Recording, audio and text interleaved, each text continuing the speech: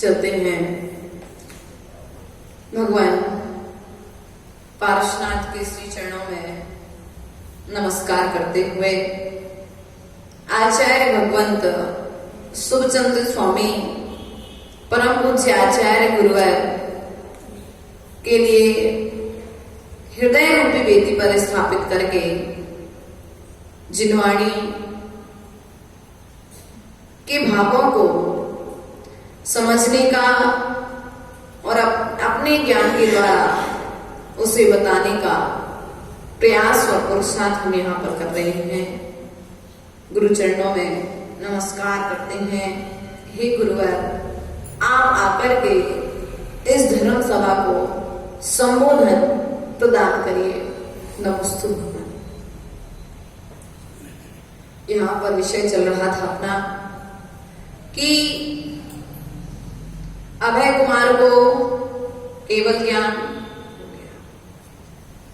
वालीशरण ने दीक्षा ले ली और दीक्षा लेकर के वालीशरण देव आदि पर्यायों को प्राप्त हो गए।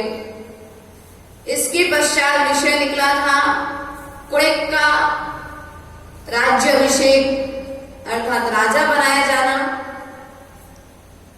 उसके पश्चात राजा श्रेणिक की मृत्यु कारागृह में।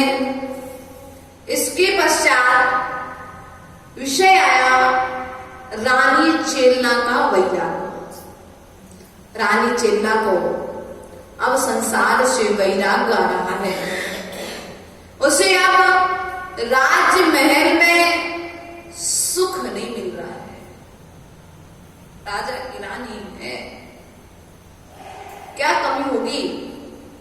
राजा मरण को प्राप्त हो गया। प्रथम नरक में पहुंच करके 84,000 वर्ष की आयु को राजा श्रेणिक वहां पर भोगेगा और वहां से निकल करके पद्मनाभ नाम के तीर्थंकर होंगे। भविष्य के प्रथम तीर्थंकर पद्मनाभ तीर्थंकर होंगे।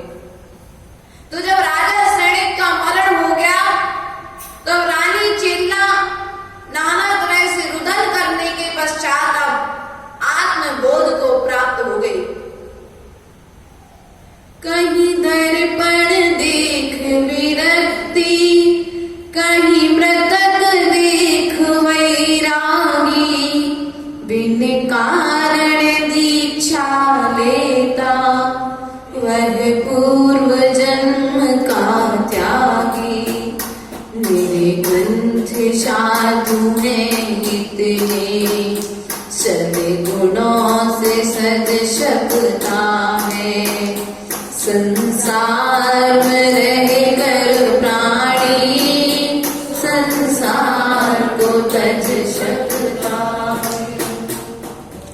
रानी चेलना के पास महल है, दासियां हैं, आज्ञाकारी पुत्र है भी कुड़िक, लेकिन रानी चेलना के लिए अब राज्य में सुख नहीं मिल रहा है। पुत्र है, पुत्र वधू है, पुत्र की पत्नियां हैं, नाती पोते हैं, लेकिन फिर भी रानी चेलना के लिए अब क्यों राजमहल में अच्छा क्यों नहीं लग रहा है? क्योंकि अब अंतरंग में संतुष्टि हो गई, वैराग उत्पन्न हो गया है, राग का नाश हो चुका है। कहते हैं वैराग क्षण के लिए आता है, और जब क्षण के लिए वैराग आता है तो वो फिर संसार की एक क्षण के समान लगने लगता है। तुम्हारा संसार भी मात्र तुम्हारे लिए कुछ समय के लिए वैराग आ गया तो संसार छूटने में क्षण नहीं लगता है। परिवार छूटने में एक क्षण भी, वही सुख जो पहले सुख दे रहे थे, वही सामान, वही सामग्री, वही पुत्र, वही बहुएं, वही दासियां, वही राजमहल, वही भोजन, वही पोते आदि जो सुख के साधन थे, वही वैराग्य के आने पर दुख के साधन दिखने लगे।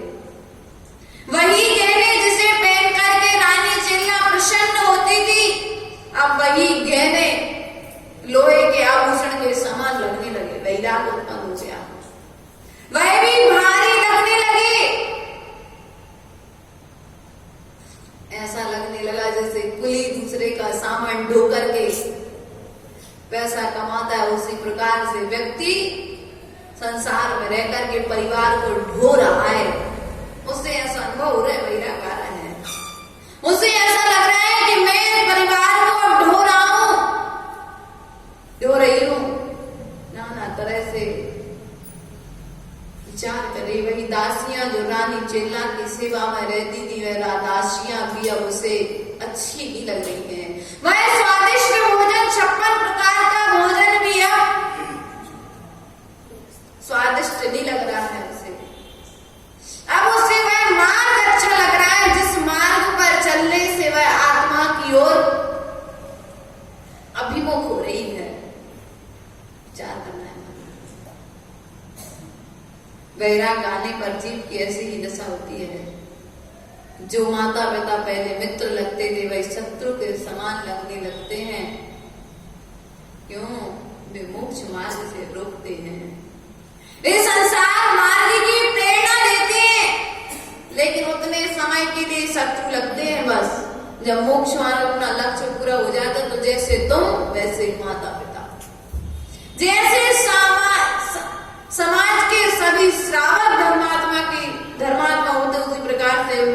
द्वारा भी धर्मात्मा दिखने लग जाते हैं। वैराग उत्पन्न हो गया रानी चेल्ला के लिए। अब वह समूसण में पहुंचती है और समूसण में पहुंच करके भगवान की 3 प्रदक्षिणा देती है और 3 प्रदक्षिणा देकर के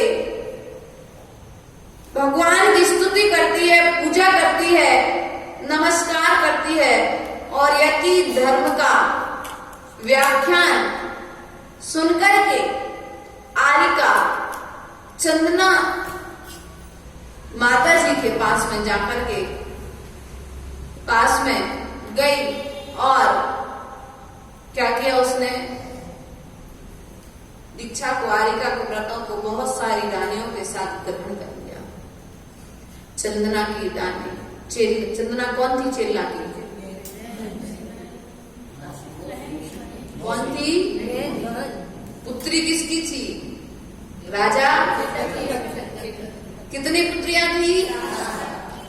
जिसमें से चंदना ने दीक्षा ली भगवान महावीर स्वामी की प्रथम गर्णी आरिका कहलाई चंदना। और चंदना के पास जाकर के चेल्ला ने आरिका के व्रत लिए बैठ गई वहीं पर जाकर के और अपनी सासू को भक्ति पूर्वक अर्थात रानी चेल्ला की सासू मां इंद्राणी उपसरण की पत्नी को नमस्कार कर अन्य रानियों के साथ ही शीघ्र ही संयम को धारण क्या कर लिया? दीक्षा ले ली। दीक्षा लेने के पश्चात में उसने बहुत तप किया। तप करने के पश्चात वह उस तप के प्रभाव से उसने स्त्री पर्याय का छेदन किया, देव पर्याय को प्राप्त हुई और देव पर्याय का छेदन करके देव पर्याय में अनेक तरह के अपने देवांगनाओं के सुख होकर के वह पृथ्वी तल पर आएगी। महाव्रतों को मुनि बन करके महाव्रतों को धारण करेगी, मुनि बनेगी और मुनि बन करके आगे मोक्षगामी कहलाएगी, मोक्ष पद को प्राप्त करेगी। ऐसी रानी चेल्ला। आरिका दीक्षा क्यों लेना? स्त्रीलिंग के चाहते हो तो उपाय बता देते हैं। आरिका व्रत धारण कर लो। क्या कर लो? रानी चेल्ला ने बता दिया स्त्री छेदन का उपाय का कारण। फिर तुम्हें कोई भगवान को छूने से नहीं रोकेगा, फिर कोई तुम्हें भगवान का अभिषेक करने से नहीं रोकेगा, फिर कोई तुम्हें भगवान को उठाने से नहीं रोकेगा। स्त्री पर्याय का छेदन वस्तु करना, ज्यादा कुछ भी नहीं करना है। और स्त्री पर्याय के छेदन के लिए आरिका दीक्षा लेना, बस इतनी सी बात। 60 साल की उम्र होते होते घूम जाना। यदि आपको बांसवाड़ा आए हो तो 90 किलोमीटर से दूर आए हो, जब पीठ ठंडा की ओर गई तब बांसवाड़ा पहुंचे हो, जब संसार से पीठ मोड़ गए तब आप पहुंचोगे। इसलिए संसार से जब पीठ मोड़ दो तो पलट करके फिर परिवार को जब छोड़ दो, संसार को जब छोड़ दो तो पीछे मुड़ करके नहीं देखना। जिस प्रकार से मल त्यागने के बाद मल की ओर दृष्टि नहीं डालते, उसी प्रकार से संसार की वस्तुओं को त्याग करने के बाद पश्चात फिर उनसे राग, द्वेष और मोह आदि। रानी चेल्ला ने स्त्री पर्याय का छेदन कर लिया मात्र आरिका व्रतों को धारण, ज्यादा कुछ नहीं किया। रानी चेल्ला ने किया कुछ बड़ा काम? आरिका के व्रतों को तो धारण किया है। तो भगवान कह रहे हैं यदि तुम मुनि व्रतों को धारण कर लोगे तुम इस भाव से भी मोक्ष प्राप्त। पंचम काल में व्यवस्था नहीं है, लेकिन यदि होती तो इसी पर्याय से तप करके धुरंधर तप करके क्या कर सकते थे? मोक्ष जा सकते थे। इसलिए प्रयास और पुरुषार्थ करें, अपनी शक्ति को ना छुपाएं। शक्ति होते हुए व्रतों को धारण न करना ये चोरी है। क्या है? हिम्मत तो है, 5 माला एक आसन में बैठ करके कर सकते हैं। विचार करना, ख्याति लाभ पूजा की इच्छा से भी कर रहे हो तो बस मैंने बताया था ना पूर्व में बगले की तरह स्थिति है। अकेले बैठे तो और कोई आ गया तो बिल्कुल हमारे बराबर तो कोई सामायिक करने वाला तुम्हारे बराबर कोई ध्यान करने वाला नहीं है। कहीं बबले की तरह स्थिति होगी तो मायाचारी का फल पुनः स्त्री पर्याय मिलेगी। और यदि निश्चल तरीके से यदि तुम सामयिक करते हो, पाठ करते हो, उसके पश्चात व्रतों को, महाव्रतों को धारण करते हो, तो स्त्री पर्याय का छेदन करके स्वर्ग के सुख भोगने मिलेंगे। और स्वर्ग के भोग सुख मिलने के पश्चात देखो महाव्रतों से कितने फायदे हैं। महाव्रत धारण करो, स्त्री पर्याय का छेदन हो जाएगा। इसी पर्याय के बाद स्वर्ग के सुख भोगने मिलेंगे। देव पर्याय मिलेगी, देव पर्याय में स्वर्ग के सुख मिलेंगे। 3 फायदे हो गए। चौथा फायदा, वहां से आओगे मनुष्य बनोगे, मनुष्य बन के तप धारण करोगे, तप धारण करके बस इतने जो चाहिए संसार। कांतिराज जी, संसार छोड़ने के लिए कोई ज्यादा कुछ करना है नहीं करना है, 5 काम ही तो करते हैं बस, इतना से। महाव्रत कैसे है? उन महाव्रतों को धारण करने के लिए स्वर्ग के देवता तरसते हैं। स्वर्ग के देवता महाव्रत की वंदना करने के लिए आते हैं, उनकी सेवा में निरंतर लगे रहते हैं।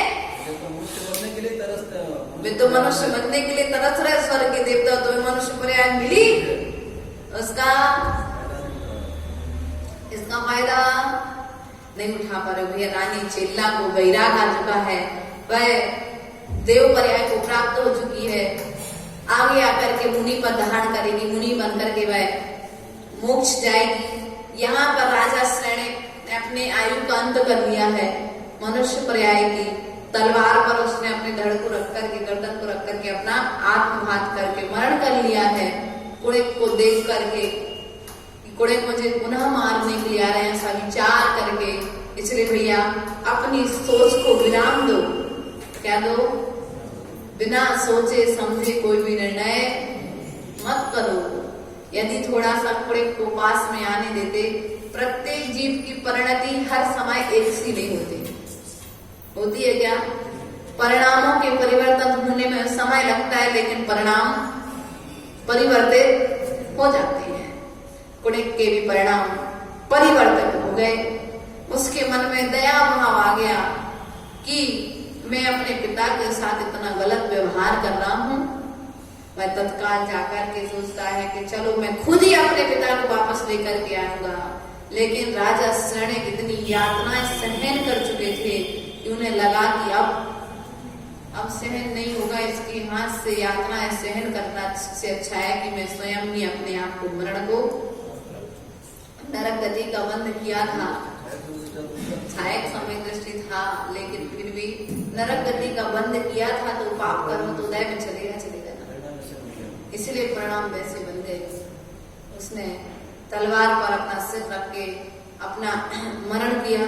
मरण करके जो 7वें नरक की आयु बांधी थी, तो मुनिराज की वंदना करके उसने प्रथम नरक की आयु 84,000 वर्ष की आयु भोग करके वह वहां से निकल करके आयु नरक की आयु को छेदन करके भविष्य काल में तीर्थंकर होवेंगे, कर्म नाश कर वे सिद्ध पद को प्राप्त करेंगे। तो यहाँ पर बताते हैं कि राजा महापद्म इनके पिता होंगे। राजा श्रेणिक के पूर्व में जब पद्मनाभ तीर्थंकर होंगे, तो पद्मनाभ तीर्थंकर के पिता का नाम महापद्म होगा। इनकी माता का नाम सुंदरी होगा। इनके 7 हाथ के धारक होंगे इनके जो पिता होंगे, है ना। और इनकी प्रिय भार्या सुंदरी होगी। सुंदरी अतिशय शरीर को धारण करने वाली होगी। आदि आदि उनके शरीर की संरचना का यहाँ पर वर्णन है। फिर वहां से 15 माह तक, जन्म के 6 माह पूर्व नरक में इनके लिए यातनाओं के लिए विराम दिया जाएगा, अर्थात इनके लिए परकोटा बना दिया जाएगा, जिससे नरक की नारी ने वेदना ना दे सके। 6 माह पूर्व से माँ के आंगन में रत्नों की वृष्टि होगी। 9 माह तक रत्नों की वृष्टि होने के पश्चात में पद्मनाभ तीर्थंकर का, पद्मनाभ का जन्म होगा। जन्म होने के पश्चात में माता को 16 स्वप्न आएंगे। 16 सपनों के बारे में माता महापद्म से पूछेंगी। महापद्म उन 16 सपनों का उत्तर देंगे। उत्तर देने के पश्चात में ये आगे जाकर के ये दिगंबर दीक्षा धारण करेंगे और दीक्षा धारण करने के पश्चात में राजा श्रेणिक प्रथम तीर्थंकर पद्मनाभ के नाम से जाने जाएंगे। भविष्य काल के प्रथम तीर्थंकर का नाम पद्मनाभ भगवान की जय। इस प्रकार से आज हमारा यह श्रेणिक चरित्र 15 अध्यायों को लिए हुए आज पूर्णता को प्राप्त हुआ। 1 महीने से समथिंग अपना यह श्रेणिक चरित्र अपन सोच रहे थे 15 दिन में पूरा कर लेंगे, लेकिन अपन ने इसको जितने धीरे धीरे ग्रहण किया है आज वह पूर्णता को प्राप्त हुआ। इस प्रकार से हमें भी इस ग्रंथ से प्रेरणा लेनी चाहिए। एक तो परिस्थितियां कैसी भी हो, मन स्थिति नहीं बिगाड़ना। पहला उपश्रेणिक से अपन के लिए संदेश मिला। उपश्रेणिक के लिए गड्ढे में फेंक दिया गया, उसने उस गड्ढे में गिरने के पश्चात में भी नमोकार मंत्र का चिंतन किया। चलाती पुत्र के लिए राज्य देने का वचन दे दिया, तो किस प्रकार से युक्तिपूर्ण तरीके से उन्होंने राजा श्रेणिक की अर्थात 501 पुत्रों की जो परीक्षाएं ली थी उसका वर्णन आया। उसके पश्चात में राजा श्रेणिक से हमें प्रेरणा मिलती है। जब राज्य से बाहर निकाल दिया गया तो राजा श्रेणिक ने राजा उपश्रेणिक के विषय में एक शब्द भी नहीं कहा। बताओ कहीं पर राजा श्रेणिक ने कहा हो कि पिता ने मुझे निकाल दिया, पिता ने ऐसा क्यों किया, या नाना तरीके से आप शब्द नहीं कहा। उन्होंने तो बस सजा से बचना है, जैसा मंत्रियों ने बता दिया उस प्रकार से वो निकल गए। वहां से निकलने के पश्चात में वे नंदश्री से उनका मतलब सेठ की पुत्री से विवाह हुआ। विवाह होने के पश्चात में नंदश्री के पुत्र अभय कुमार का जन्म हुआ। अभय कुमार का जन्म होने के पश्चात में ये अपने पिता का राज्य, अब जब चलाती के लिए राज्य मिल गया तो इन तक समाचार पहुंचा कि चलाती राज्य अच्छे से नहीं कर रहा है, तो ये वहां से नंदी मतलब लौट करके ससुराल से लौट करके ये राजागृही के लिए आए। राजागृही में आकर के इन्होंने चलाती इनका आने का समाचार सुन के राज्य छोड़ करके चला गया। चले जाने के पश्चात इन्होंने निर्वाध तरीके से राज्य का पालन किया। पालन करने के पश्चात में प्रजा का पालन किया।